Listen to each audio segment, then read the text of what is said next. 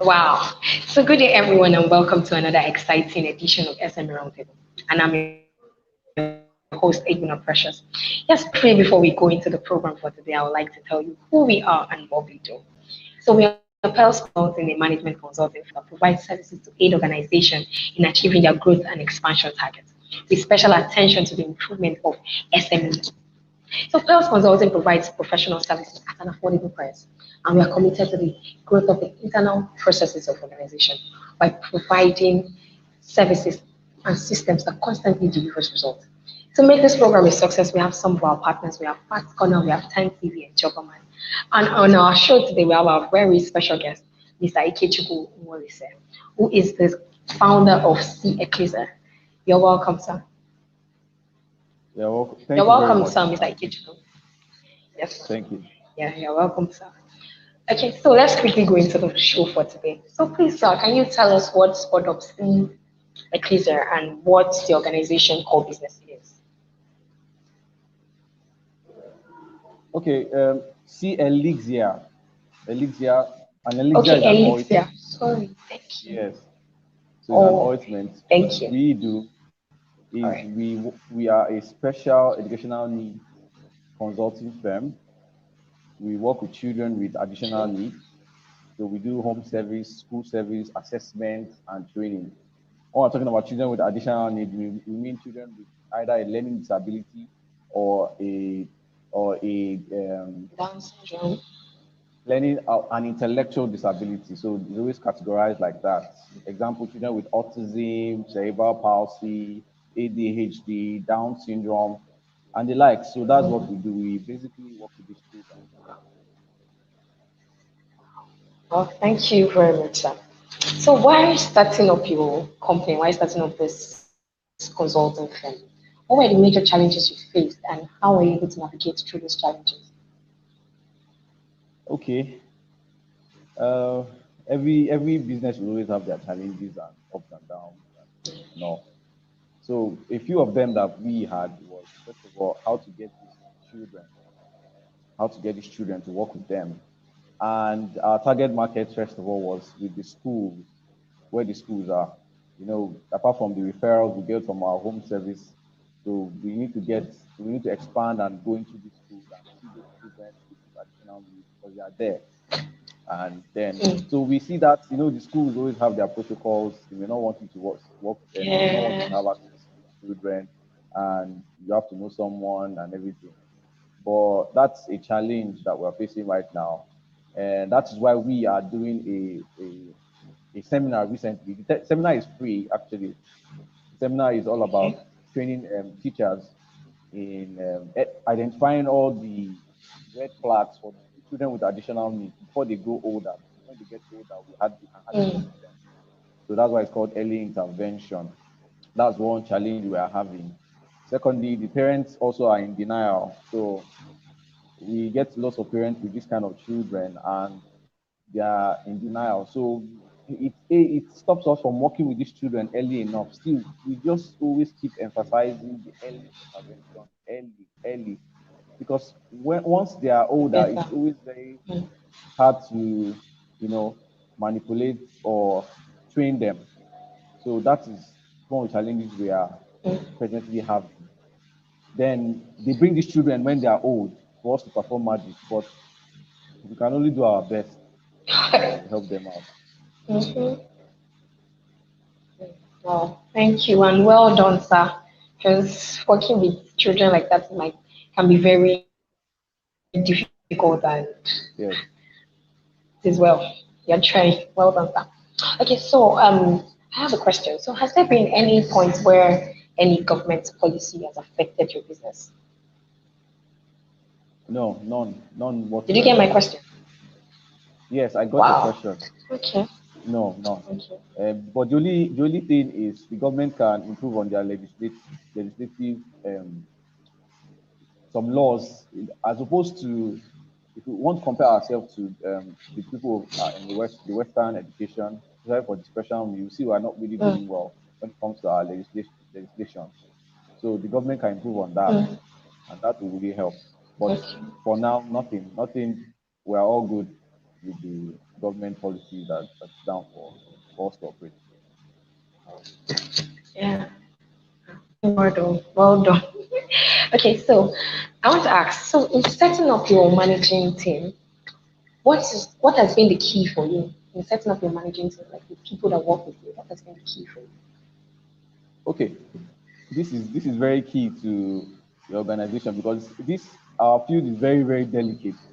So the persons that you choose to employ will matter. Really In fact, they matters. are the foundation Mm. of everything, and that means the person has to be very very skillful and well trained and all. So we have some few things that we look out for. Like first of all, the person has to be slow to anger. You have an autistic child with an aberrant behavior or a problem behavior, like we call it. If the child gives you a slap, because they do it, the Slap. child gives you that lots of slaps, and you are the therapist and you are there, what do? Do you respond with another one slap? Mm. No, it's actually wrong. You have to, like, if you, for us here, we are ABA trained. ABA is applied behavioral analysis. So we use that to, go about our business. If the child bites you, because they bite too, some of them, the problem behavior varies, and there is a reason for those problem behaviors, which we call antecedents. If they bite you, what would you do? Would you bite your own as a therapist? Mm. So, so the person has to be slow to anger. That's the first thing. Another person has to be very patient because you can be working with these children and the progress with them is long term. So, but you still have to Mm. continue. Still have to continue working with them and not giving up. There are times in fact, if you're working in this field and at some point you don't feel like giving up on those children, then you have not Mm. started. But when you feel that way, you just keep going on because you can work.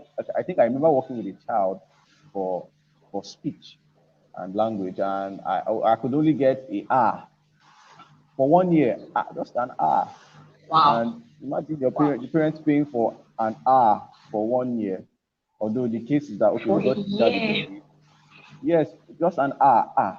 Why? Because we had to build up to certain skills that the child did not have, but for the child to have speech, like maybe eye contact, imitation, obeying of instructions. So all those things have to be Mm. taught to the child before the child can even be able to talk. So that is it. So the person has to be also patient. Person has to be person has to be ready to develop every day. So that's what we look out for.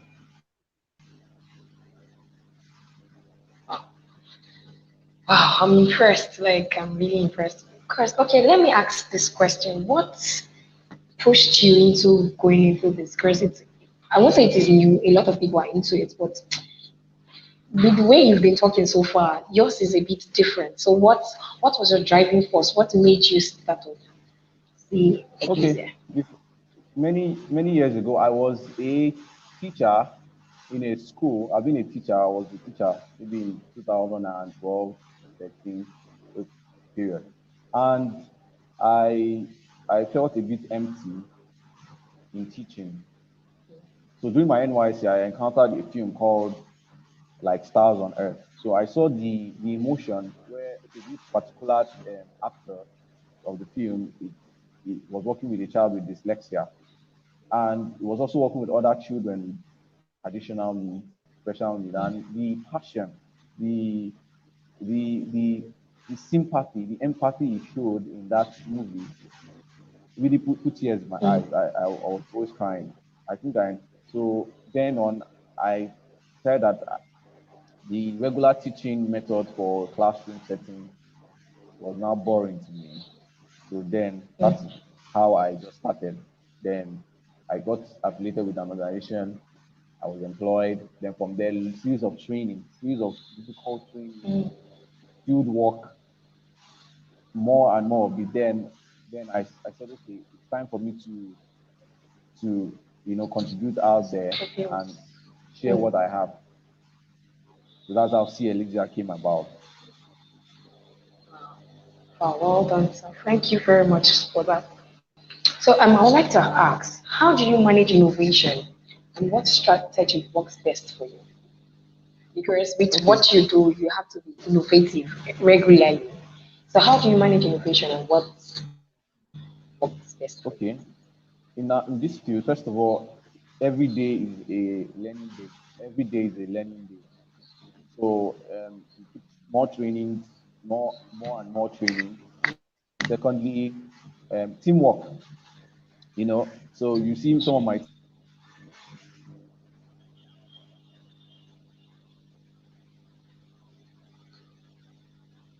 All right, so I guess this network is a bit poor, but just bear with us, we'll be back shortly. team come in and okay, we do the job.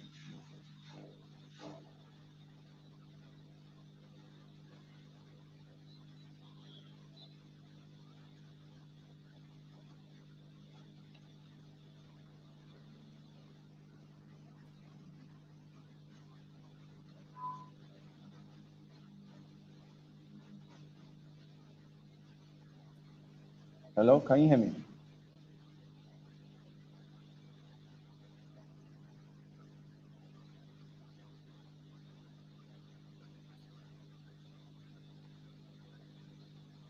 Can you hear me? I don't. I Yes, I don't. can hear you now. Okay, I don't know what was the last thing you heard because in the network.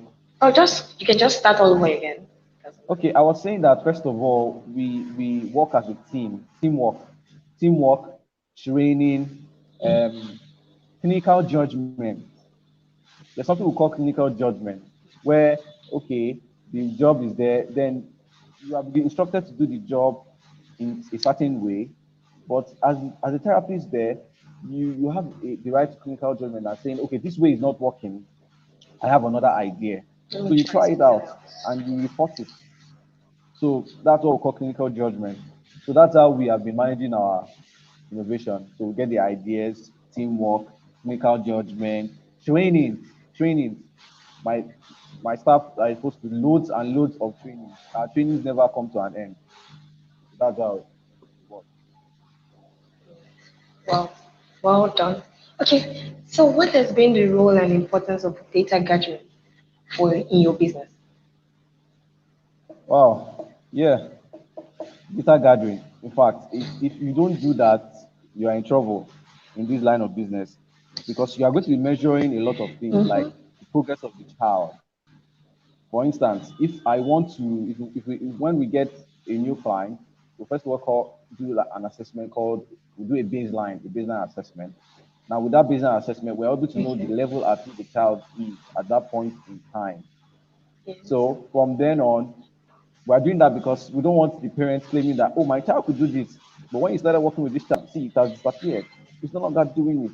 Mm, It's your fault. So you have to mm, document that. So this child can only do this.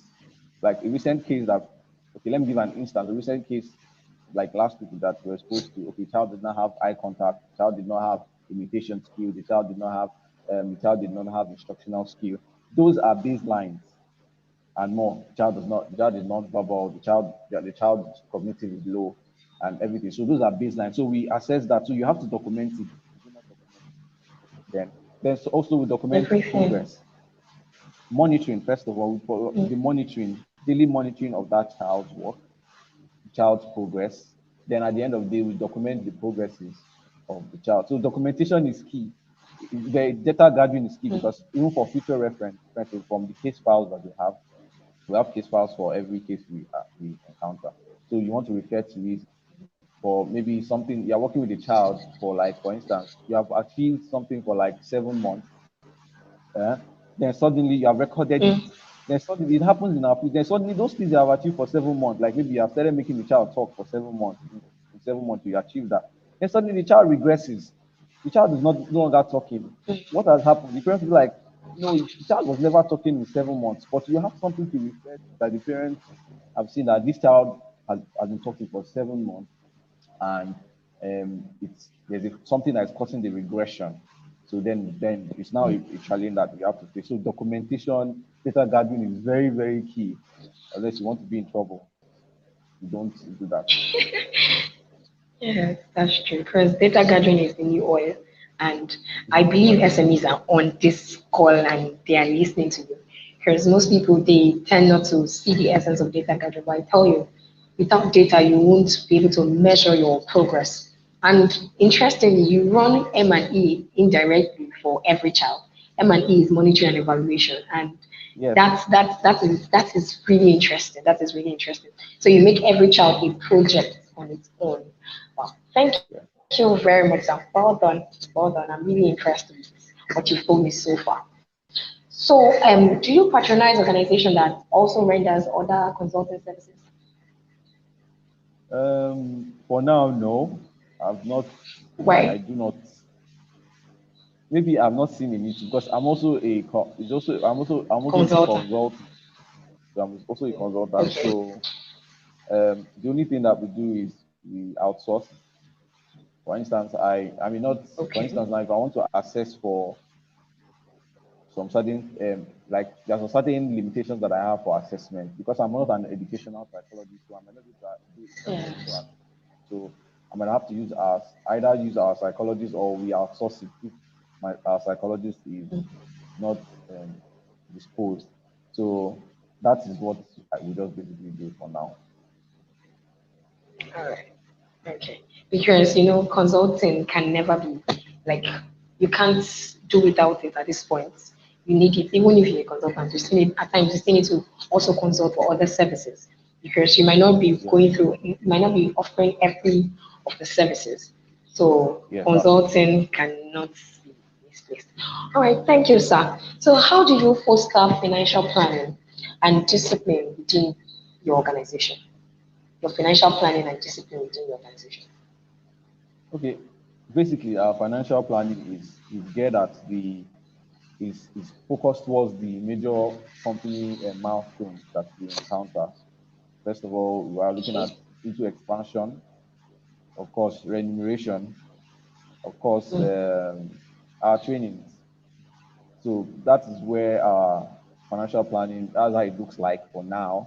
It looks like, so if we are going out for training, of course, you know that we have to spend in the sense that Mm.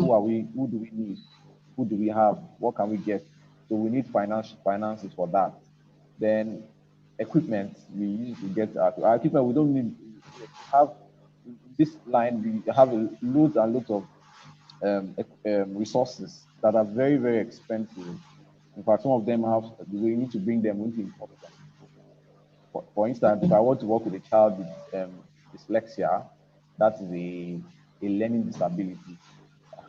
You may need to, some of our materials, we cannot really get them here, some of them, but majority of them for us, we get them, we order them from from some other country, because our country is not really into that.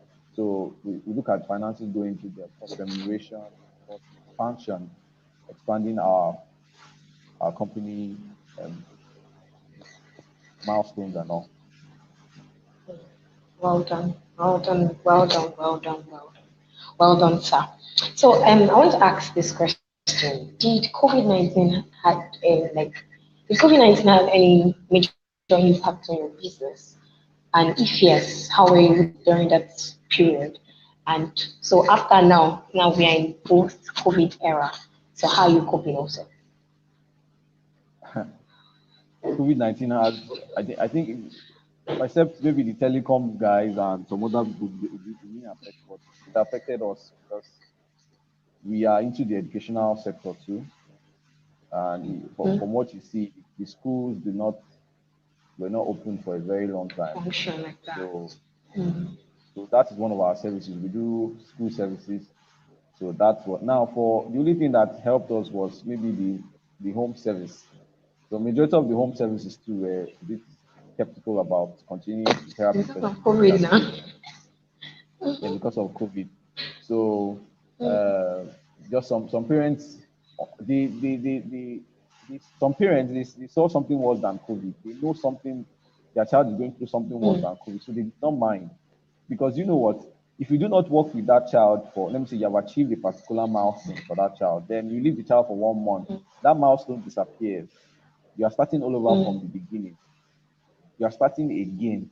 So these parents, they know that if I leave my child, COVID or no COVID, my child is going to forget a lot of things, like maybe basic milestones, like doing stops. So they did not mind. They continued while some stopped. Then we had to do some online. online sessions, which were not Mm. teletherapy, which was not really Training. to yes, teletherapy, like you are, like what we're doing right now, you are doing digital therapy sessions with the child online. If you're working with a child, Mm. not all children can get progress from that. Mm. Not all. So that was a big Yeah. challenge. It helped a bit, but it didn't help at some point. So for now, yes, we are back in business. Parents are protecting ourselves with 19 protocols, and we are doing our best and serving the children that need our services. Well done. Well done. Well done, sir. Thank you so much for your time. Thank you for joining in for our show for today. Okay, so before we call it a day, I would like you to give us a pattern message for our SMEs that are listening to you all over. Thank you. Okay, of recent, I was really talking to someone, a a colleague that, man, Lagos is, I'm in Lagos, presently Lagos. And Lagos is like a jungle. It's like Mm. everybody is just running after this thing. And sometimes it's just be discouraging. For instance, I've doing free seminars for teachers to identify this thing for schools. And I'm surprised that even with the free seminar, with the free trainings for these teachers, the schools are not even budging. They don't want it. They don't want to hear it, and that can be very discouraging for me. But I didn't let that hold me back. I kept pushing on. So my encouragement for someone is just keep pushing. Don't stop. Just keep pushing. Just keep digging. Don't don't stop. Your passion keep boiling in. There might not be funds. Keep praying. Trust God. Have faith, and God will see you through. So that's my parting word for us. Thank you so much, sir. It's been a wonderful time with you. Thank you so much, sir. And hope our SMEs listen to you. That don't stop pushing, keep becoming, keep pressing in, keep innovating, keep thinking without the box. Now, COVID helped most people to think without the box because people started seeing possibilities and things we thought were impossible. Imagine if it wasn't for COVID, you wouldn't have had those virtual sections with those children. You wouldn't have seen the possibility. But even if it did not really work very well, but at least it opened you up to something different, something new. So to my SMEs out there, please don't stop pushing, don't stop dreaming, don't stop putting effort into what you've always thought of, what you've always imagined. So see, like I'm impressed with what you said so far. Because you said what's the passion, the way you got your passion was just watching a movie and you saw the compassion that the actor gave on a child and you just felt, wow, this is it, let me go for it. So another encouragement I'll be giving out to SMEs today is chase after what you love doing, chase after your passion. If you see it, if you love it, chase after it till you become everything. So thank you so much, Sai. So it has been a wonderful time with you so far. Thank Thank you you for very much, joining coach. in for our show today. Thank you very much. Thank you so much, sir. So have a wonderful time and have a wonderful week. Bye bye, sir.